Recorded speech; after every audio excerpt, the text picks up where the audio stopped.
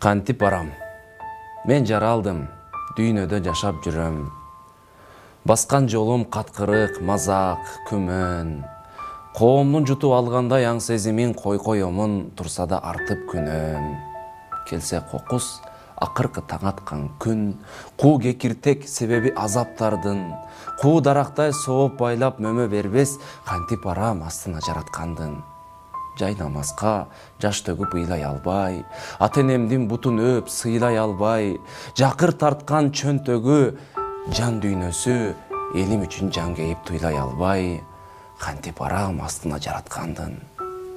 Чүкө болуп үмүтүм өкчөлгөн миң, чиеленген багытым төрт бөлгөнмүн, чындыкты жаап тилимдин калп айтканын, акыретте сүйлөсө көз көргөнүн, кантип турам астында жараткандын. Баба жолун байытып улабасам, байкуш көрсөм жүзүмдү бурак качам, кара курсак тогуна топук кылып, бир жетимдин башынан сылабасам, кантип турам астында жараткандын.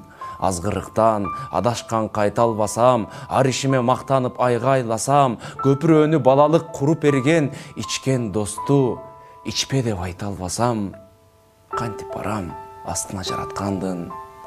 Туман басып, көзүмдү дардаңдасам, түккө турбас ак чүчүн жалмаңдасам, ар мүнөттө жүзүмдү алмаштырып, адам болбой калуудан арданбасам, алганымдын артыгын бере албасам, ар намыска азыртаң келе албасам, кур напсиме мойнуман жетеленип, убакытты пайдама жеңе албасам, кантип барам астына жараткандын.